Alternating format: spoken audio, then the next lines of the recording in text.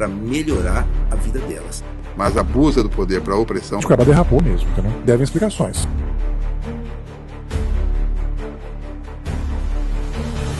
Então não tem um espaço. Num estilo preta-porter. Na arquitetura eu posso estudar o... Meu povo fala isso para mim, eu tenho... Uma excelente tarde, uma ótima noite, uma excelente madrugada, um ótimo dia. Não sei que hora que você está assistindo aqui o nosso canal.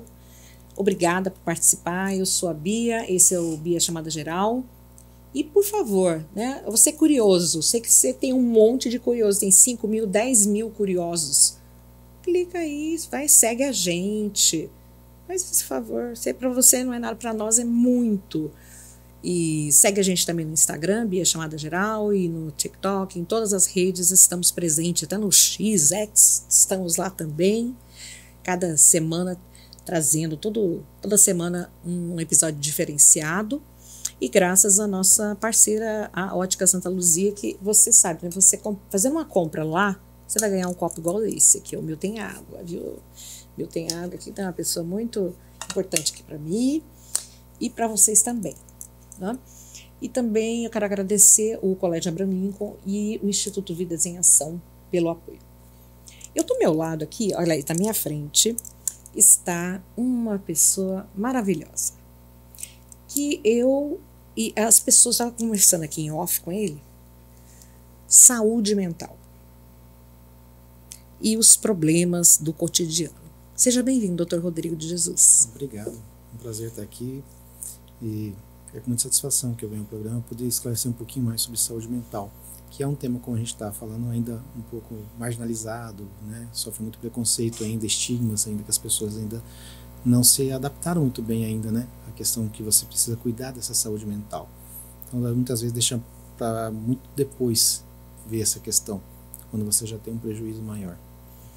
E da ansiedade, das pessoas que eu conheço, 100% das pessoas que eu conheço têm ansiedade. Uhum. E a ansiedade, como é que é essa ansiedade depois da pandemia?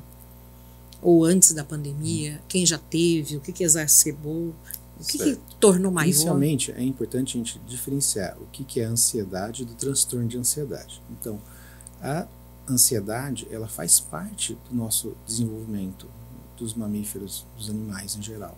Então, ela é o quê? Ela é um sistema de alerta para a gente. Então, ela é uma defesa que a gente tem. Então, quando você fica ansioso, na iminência de um perigo, numa preocupação de algo que vai acontecer. Então, quando existe algum risco de algum perigo, eu vou ficar em alerta. Esse alerta, ele vai liberar substância no organismo para me preparar. Me preparar para quê? Me preparar para que eu fuja ou para que eu lute. Certo? Fuga ou luta. Então vai aumentar a minha frequência respiratória, para isso eu vou precisar aumentar os batimentos cardíacos, então eu tenho que uma descarga de adrenalina, aumenta a minha frequência cardíaca, por quê? Porque eu preciso de energia, eu preciso de oxigênio no músculo, então eu preciso fazer uma adaptação, então o coração acelera, ele manda mais sangue, manda mais energia para o músculo para correr. Eu estou usando mais energia no músculo, eu preciso do quê? Mais respiração. O que eu faço? Uma hiperventilação.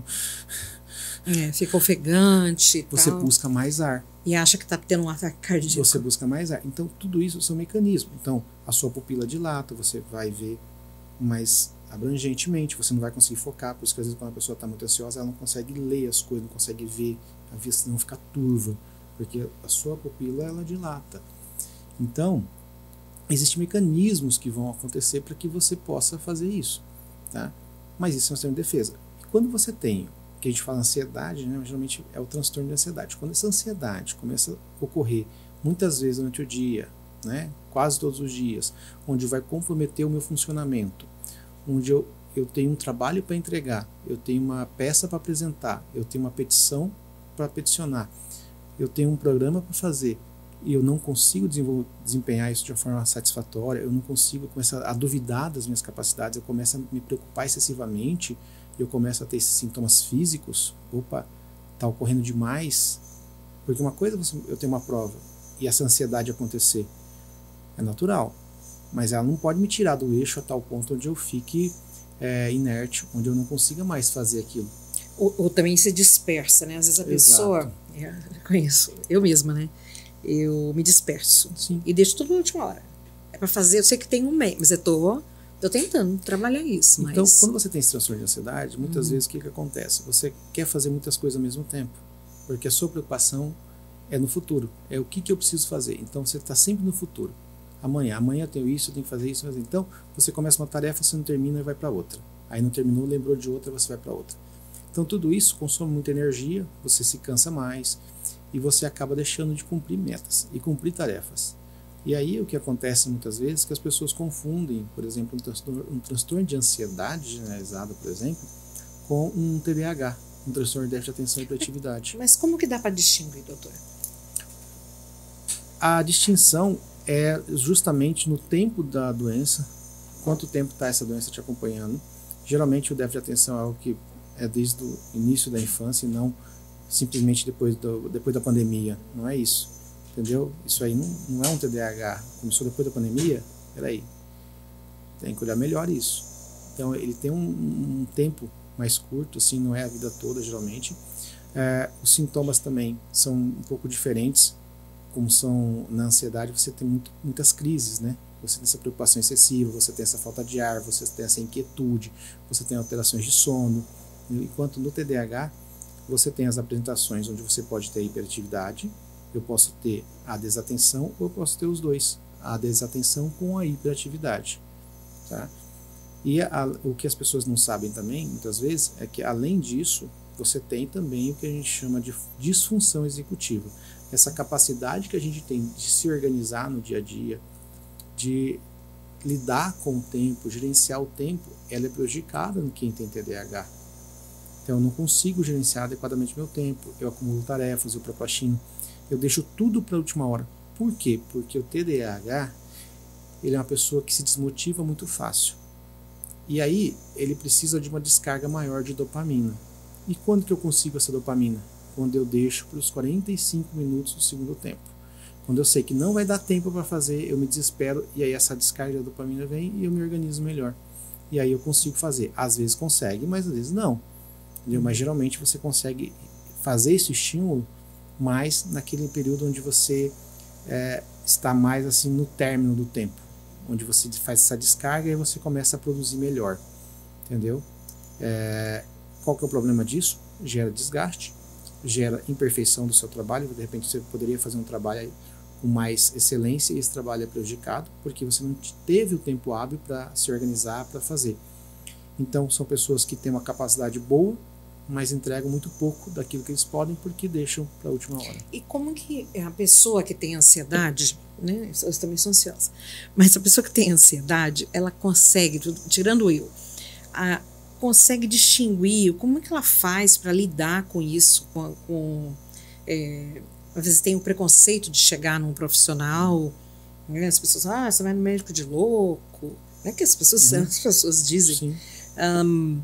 E se você não tem problema nenhum de lidar com isso, como é que ela vai encontrar essa, por exemplo, ou é através de um gatilho que vai disparar a ansiedade?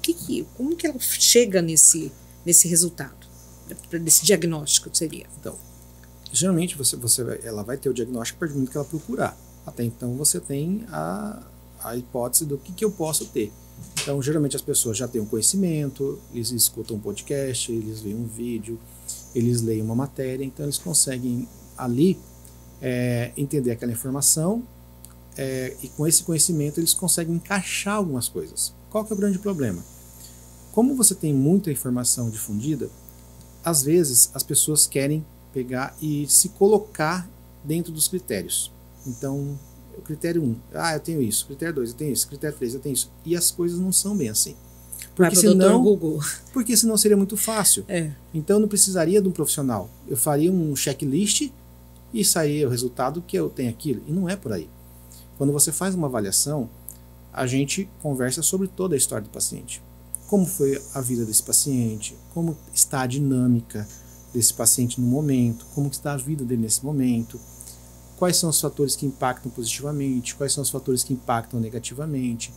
Então, todo esse construto, ele vai te ajudar a fazer um diagnóstico mais acurado daquilo ali. Então não é simplesmente você fazer um checklist. E as pessoas se prendem muito a isso. Ah, eu tenho TDAH. Mas espera aí. Você está olhando esse TDAH como? Você só fez um checklist, você não contextualizou isso na sua história de vida. Então eu posso estar tendo ali um quadro de ansiedade, certo? E eu estou achando que é um TDAH. Essa ansiedade, eu estou olhando só os critérios que estou fazendo o checklist. E não é por aí. Então eu preciso contextualizar porque é diferente o tratamento. Quando eu for tratar o TDAH, eu vou usar um psicoestimulante. Se eu tenho um paciente ansioso e eu dou para ele um psicoestimulante, eu pioro essa ansiedade. Eu posso ter um paciente com TDAH e com ansiedade? Eu posso, mas eu preciso tratar os dois. Então não é simplesmente uma coisa assim simples, como as pessoas pensam, não tomo um remédio e pronto, me dá um remédio e eu fico bom. Não, não é assim. A gente precisa entender esse contexto, saber o que está acontecendo. Será que eu preciso usar medicamento? Será que se eu fizer uma mudança na minha rotina, no meu estilo de vida, eu não vou melhorar isso e eu não vou precisar tomar medicamento? E tem a resistência também. Eu não vou tomar não vou ficar tomando esses remédios. Sim, exatamente. E assim, eu sou um profissional que assim, eu gosto do medicamento, eu valorizo o medicamento, mas eu tenho aquela máxima seguinte, menos é mais. Quanto menos medicamento, para mim melhor. Se eu consigo, só que, claro, se o paciente precisa, eu vou otimizar a dose do medicamento, eu vou usar o medicamento que ele precisa, mas eu também não vou ficar colocando medicamento indiscriminadamente. Então a gente precisa entender o seguinte, existe o que é farmacológico e existe o que é psicoeducação, o que é estilo de vida, o que eu preciso fazer para melhorar isso. E isso é o que mais está acontecendo hoje. As pessoas estão tendo esse pensamento mais científico da coisa, não é só usar medicamento, mas sim também mudar o estilo de vida, ter um estilo de vida mais saudável, que vai me prevenir a vir ter esses tipos de quadro, entendeu? Para o ansioso que está nos assistindo agora, né, que está ansioso por informação, né, qual é o primeiro passo que ele tem que tomar? Eu acho que a primeira coisa você tem que avaliar a sua dinâmica de vida. Quais são os fatores que estão levando você ao estresse? Tentar atenuar esses fatores que levam a esse estresse. Dormir melhor, por exemplo. Ter um horário para acordar. Seguir uma agenda onde você consiga organizar o seu dia a dia, porque se você tem muitas tarefas para fazer e você não consegue se organizar, você vai ficar mais ansioso.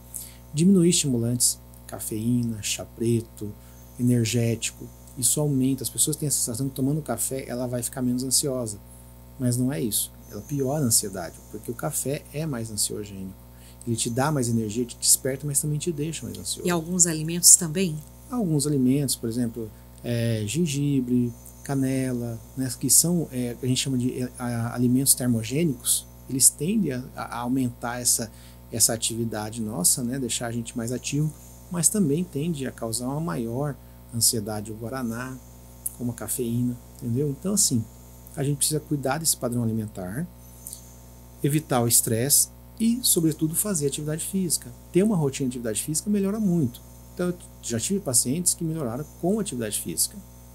Então, você fazendo uma atividade física regular, adequadamente, você pode melhorar e não necessariamente necessitar do medicamento. Mas, claro, procure um profissional, procure entender o que está acontecendo, veja se é só isso, veja se vai precisar de alguma coisa a mais.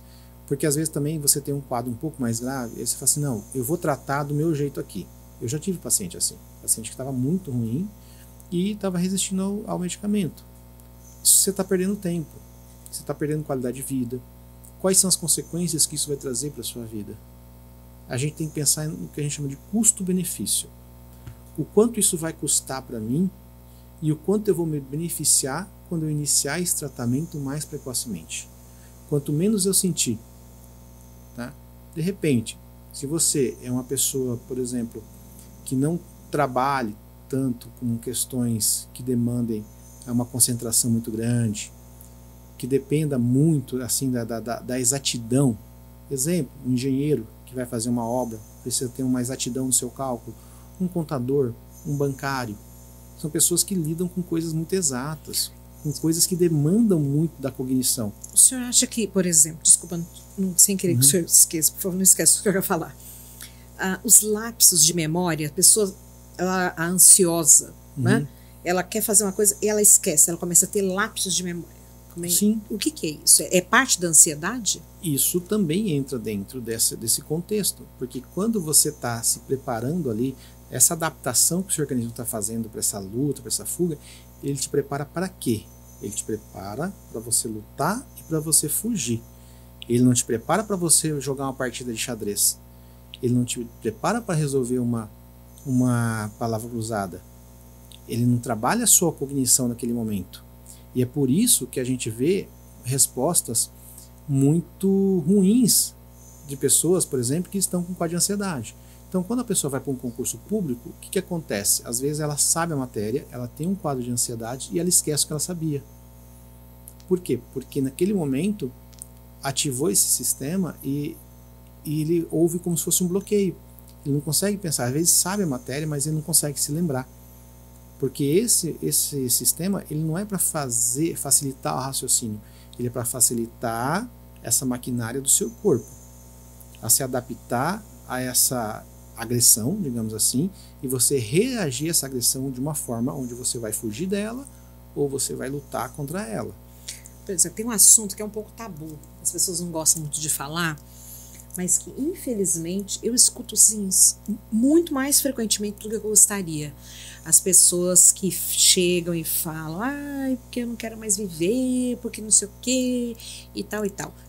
Eu mesma não sei como lidar com esse assunto. Porque aí teve final do ano, acho que é uma época mais recorrente de fatos que aconteceram, não quero nem citar, mas essas pessoas que pensam nisso e chegam a verbalizar isso, também fazem parte do quadro de ansiedade. Depende. Você pode ter um quadro ansioso onde eu estou tendo uma autoestima muito baixa e isso está me fazendo ter um pensamento negativo, mas eu posso ter um outro quadro, posso ter um quadro depressivo ali. E como é fazer para que o depressivo entenda que ele tem que se tratar? Primeira coisa é você ter uma conversa aberta, é você entender o que está acontecendo com essa pessoa, quais são as dificuldades que essa pessoa está passando, ver se existe ali talvez um turvamento realmente da consciência, onde ela não consegue perceber que aquilo está lhe causando mal, mas sempre com empatia, não com julgamento. A ideia não é você julgar a pessoa, a ideia é você abraçar ela, é você dar conforto para ela. Ela não quer julgamento, ninguém gosta de ser julgado. Sim, claro. Então, principalmente uma pessoa que está passando por isso. Então, a ideia é você escutar essa pessoa de uma forma onde ela perceba a importância que ela tem e você não tecer julgamentos. E a partir disso você buscar ajudá-la. Se você perceber que essa pessoa está passando por alguma dificuldade, onde você pode ajudar, onde existem situações que você pode contribuir, sim. Ou se você acha que talvez precisa passar um profissional, oriente, converse. Não, e tem algumas pessoas que eu chego e falo assim, então tá, então a gente vai resolver isso aqui, eu quero ter uma conversa com você no outro dia, aí nesse dia eu contacto a pessoa, aí eu já tô isso, aí eu já tô aquilo, foge da conversa. Então, por quê? Também é um mecanismo de defesa. Porque quando a gente lida, cada pessoa vai ter uma forma de lidar com a dor. Cada pessoa vai ter uma forma de reagir a uma determinada situação de estresse. Então, algumas pessoas vão buscar lutar, vão buscar melhorar, e algumas pessoas vão buscar fugir, vão buscar evitar.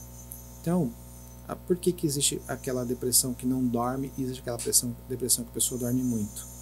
Porque às vezes o próprio organismo ali está tentando te proteger de alguma forma, a você não pensar, a você tentar se recuperar, e aí você começa a dormir muito, você começa a não ter condições de fazer suas atividades como você fazia. Muitas vezes é uma questão de defesa, como o seu organismo interpreta aquela ameaça para ti. Mas o objetivo do tratamento é melhorar isso, para que você funcione, você seja ativo, você consiga melhorar dessa sonolência, você consiga ser produtivo. Por isso o tratamento é importante. Porque imagina um pai de família, onde a família depende dele, e ele não consegue trabalhar porque ele está com a depressão, onde ele está sem energia. Ele vai poder ficar esperando o organismo se recuperar? Não. E a depressão, ela é algo assim, que você nasce com a depressão, ou você adquire durante a vida?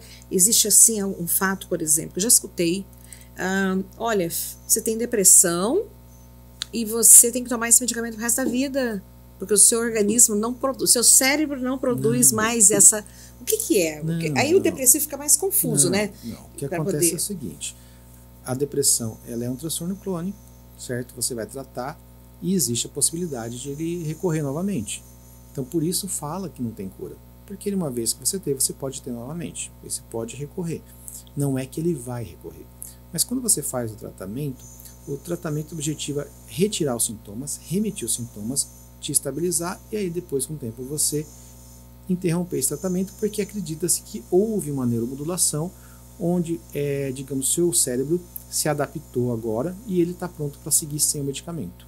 Isso, claro, com o acompanhamento, o profissional vai perceber isso e vai ver se ocorreu isso ou não. Agora, você pode me falar assim, existem pessoas que acabam tomando medicamentos por resto da vida? Isso pode acontecer. Tem pessoas que acabam tendo realmente esse vínculo com a medicação, mas não é a grande maioria. Ainda bem, não é a grande maioria. Geralmente a gente consegue fazer o tratamento, o paciente remite dos sintomas, você usa por um tempo que a gente chama de fase de estabilização e depois você retira o medicamento e essa pessoa vai viver a vida dela normalmente. Pode ser que nunca mais tenha a depressão ou pode ser que ela volte a ter. Assim como, por exemplo, quem nunca teve depressão, eu não sei dizer se essa pessoa vai ter ou não vai ter. Eu nunca tive depressão. Pode ser, eu sei te afirmar se eu nunca vou ter? Eu espero que não, mas eu não sei. Então pode acontecer. A gente não sabe, entendeu? E quando você perguntou qual que é a origem da depressão, então você tem uma origem multifatorial. Você tem fatores genéticos, você tem fatores ambientais, você tem então o ambiente interagindo com a genética, favorecendo as modificações, entendeu? Genômicas ali. E aí você também tem questões hormonais, você tem questões, por exemplo, alimentares, você tem questão de uso de substância. Então, por exemplo, se eu começo a fazer dietas, de repente, que altera muito o meu eixo hormonal, eu posso mexer assim e causar uma depressão por dietas mal adaptativas. Eu posso, de repente, vir ter depressão pelo uso de uma substância, por uso de uma maconha, por uso de uma cocaína, por uso de uma êxtase. Então, são substâncias exógenas que eu estou usando e vão me causar quadros depressivos. Eu posso ter um ambiente, por exemplo, uma pessoa que está vivendo um ambiente de guerra, por exemplo, como que ela está vivendo isso? Como que ela está se adaptando? Ela pode ter uma depressão, o ambiente está influenciando ela. Eu posso ter uma genética que me favoreça. A questão genética, né? E ela como que a pessoa chega assim a poder ter esse autoconhecimento? Como é que ela consegue superar essa fase? O que o senhor diria para a pessoa? A superação é o suporte que você precisa ter, né? Esse autoconhecimento, é você buscar esse autoconhecimento, buscar essa mudança no estilo de vida, sobretudo, porque não adianta eu melhorar com o medicamento e eu não mudar esse ambiente que eu estou. Se esse ambiente está me causando isso. Eu costumo fazer um exemplo muito simples assim, adianta eu passar uma pomada para queimadura se eu estou queimando a mão novamente? Como que essa pomada vai me curar se eu estou repetidamente me queimando ali? Então eu preciso me afastar desse ambiente hostil, dessa coisa, para mim poder me curar. Então a depressão, você precisa ter isso. Você vai tratar, mas você precisa também modificar os fatores que estão levando a ela. Seja um ambiente tóxico, seja um relacionamento, seja uma falta de atividade física, seja uma alimentação precária, seja o uso de substâncias. Então você precisa se adequar ao que você está fazendo, entendeu? E dentro dessas atitudes, além de procurar um profissional de saúde, que é super importante procurar, você que está assistindo, por favor, procure um profissional de saúde, não tenha preconceitos contra você mesmo, que você vai estar num médico e tal, né? O que mais ela pode buscar? Então assim, esse estilo de vida, né? Você buscar ter atividades lúdicas, você não entender que é só o trabalho, mas você também ter o seu descanso, ter o seu lazer, você dormir bem, você entendeu? Você não expor seu corpo ao estresse, entendeu? Seja de substâncias, seja de outras coisas. Então, assim, ter um estilo de vida equilibrado, fazer o acompanhamento, a psicoeducação, terapia, mindfulness, yoga, relaxamento, massagem, tudo que você vai fazer para o seu bem-estar são coisas que vão te ajudar de alguma forma a você criar resiliência, digamos, para lidar com os problemas e você melhorar de quadros depressivos, ansiosos, transtornos mentais em geral. Existe hoje antes da Covid e depois da Covid, da pandemia, por exemplo? Houve uma mudança depois da pandemia, porque até então a gente vivia um mundo, né, esse mundo contemporâneo extremamente rápido e estressante, porém a gente vivia ele sem a assombração de que nós somos mortais, nós somos falíveis, nós podemos morrer a qualquer momento. Então a pandemia trouxe isso. A pandemia trouxe aquela perspectiva de que, nossa, quem eu amo pode ir embora, eu posso ir embora. Pessoas passaram por situações de estresse, situações de quase morte. Eu tive vários pacientes que trataram quadros seríssimos de transtorno de ansiedade por conta de quase ter morrido na Covid. Então essas situações, né, trouxeram para as pessoas, né, essa mortalidade, né, esse entendimento de ser mortal, porque viram pessoas que a gente julga, às vezes a gente não imagina que o pai da gente vai embora, que a nossa mãe, né, são coisas distantes na maioria das pessoas, né, vivem vidas saudáveis. De repente a pessoa se dá de cara com isso, com pessoa jovem de 50 anos, 40 e poucos anos, partindo desta vida por conta de um vírus que chegou de repente. E é tão complicado. Mudou todo o contexto, né? É complicado, sim, sabe? Eu mesmo, semana passada, umas semanas atrás, me deu até um gatilho. Eu conversei com uma pessoa que queria ser minha cliente na quinta-feira. Ela me ligou na sexta, conversamos até 8 horas da noite e ela faleceu no sábado, 6 horas da manhã.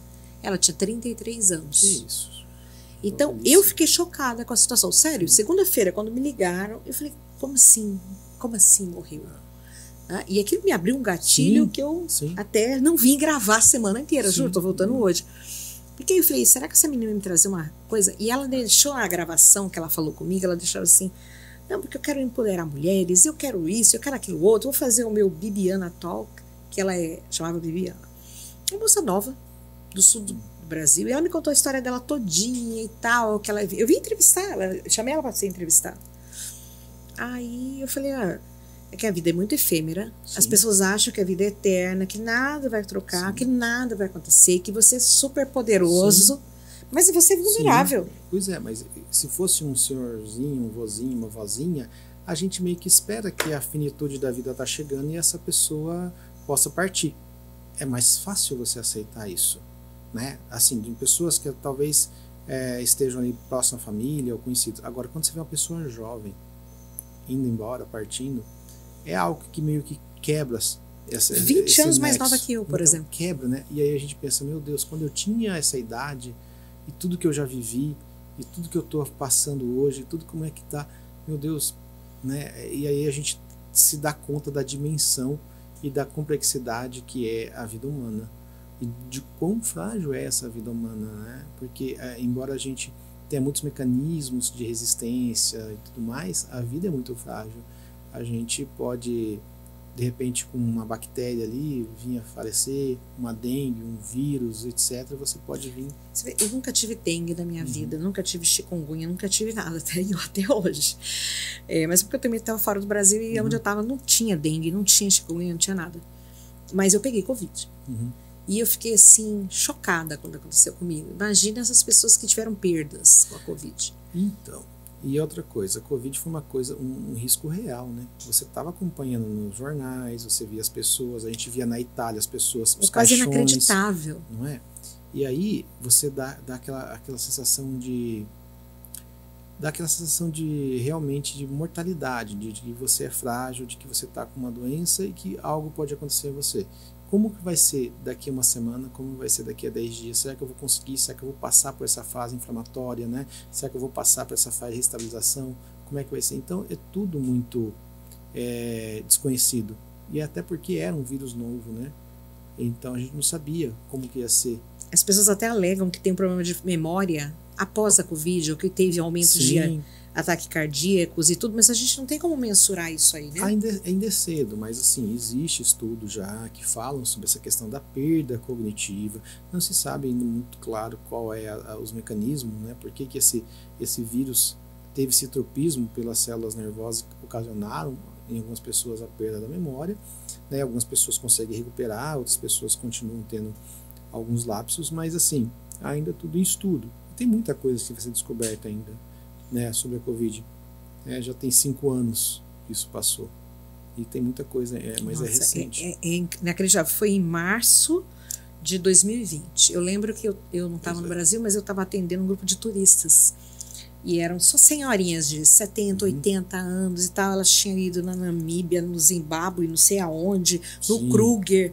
Foram em todos safaris reais, grandes, né? Sim. Aí chegou lá na cidade, o pessoal, por exemplo, os pontos de atração turística fecharam, todos eles. E os restaurantes não queriam receber.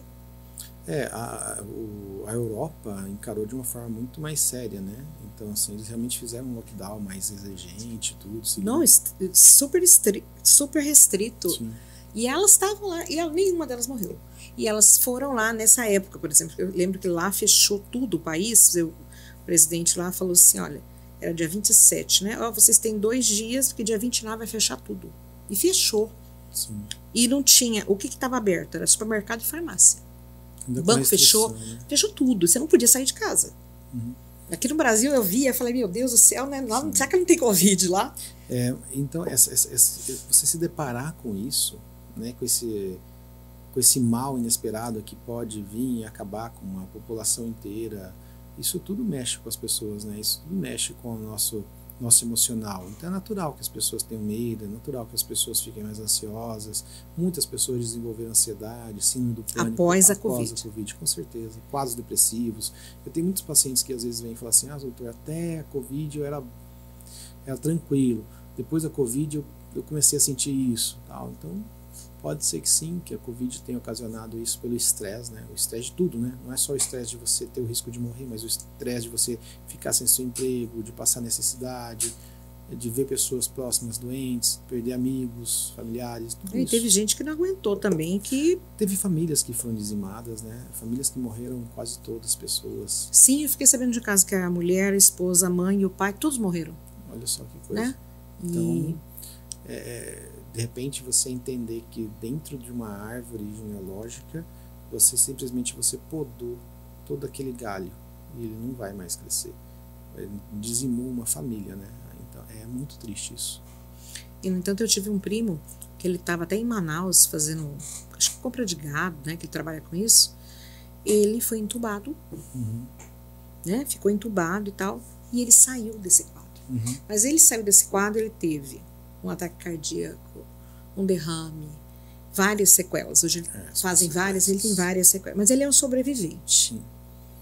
Sim. E nisso, o pai dele, meu tio, pegou também, morreu. E o sogro dele também pegou. E a esposa também pegou. Só que aí ela descobriu 3 meses que ela estava grávida, grávida de 8 meses, não sabia. E deu tudo certo? E deu tudo certo. Ela teve neném e tal, certinho, criança e tal. Mas assim, é quase que inacreditável, né, para ele. Ele perdeu o pai, perdeu o sogro, ele quase perdeu a vida e veio e voltou, né? E como ele tinha condições, ele conseguiu pegar um UTI aéreo de Manaus e ir para Campo Grande para fazer o tratamento, sim, e tal, e tem condições de fazer o tratamento. Mas tem gente que não teve a mesma sorte. Infelizmente, assim, por várias questões, né? Questões de lugar, condições financeiras, falta de equipamento, pessoas que faleceram por falta de equipamento também, né? O mundo não estava preparado para isso. Mas ainda bem que passou e a gente pode seguir agora. E agora a gente toda hora tem rumores, né? Porque vai vir não sei o quê. Porque eu não acreditava. Eu, quando começou, eu estava atendendo um grupo de Curitiba, eles tinham que fazer um catálogo de moda, onde eu morava. E aí veio as senhorinhas, né?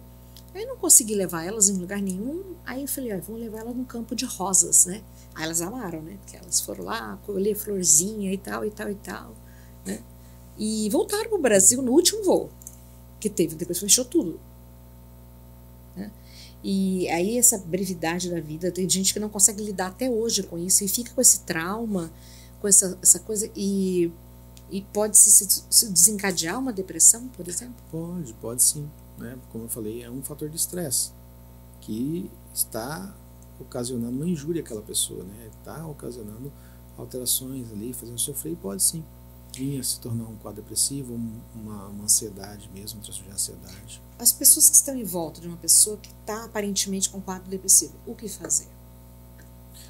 Sobretudo ser empático, ouvir essa pessoa sem julgamento e buscar ajuda. Isso é o mais importante. E para as pessoas que passaram por isso, por depressão e superaram, o que ela tem que levar a vida normal vivendo plenamente cada dia, não esquecendo que ela tem um estilo de vida para seguir e viver bem a sua vida. É isso. Não pensa na depressão. Siga a sua vida. Só isso. Não fique pensando, se eu vou ter, Não. Siga a sua vida e faça o melhor para o seu corpo, para a sua mente, que tudo vai dar certo. E a ansiedade, ela está relacionada diretamente com a depressão? Eles são quadros que muitas vezes um pode puxar o outro. Então, às vezes eu posso ter uma ansiedade que pode vir me ocasionar depressão, eu posso ter uma depressão que pode vir me ocasionar uma ansiedade, eu posso ter um quadro que a gente chama de transtorno misto de ansiedade e depressão, entendeu? Então, muitas vezes eles acabam aparecendo juntos, mas não necessariamente vai aparecer. Eu posso ter um ou outro. Interessante. Olha, agradeço ao Dr. Rodrigo por esse tema. Vamos gravar com ele um outro tema, um outro dia. Ele já está convidado para vir novamente aqui.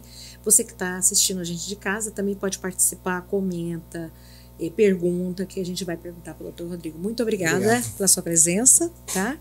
Obrigada, gente. Tchau.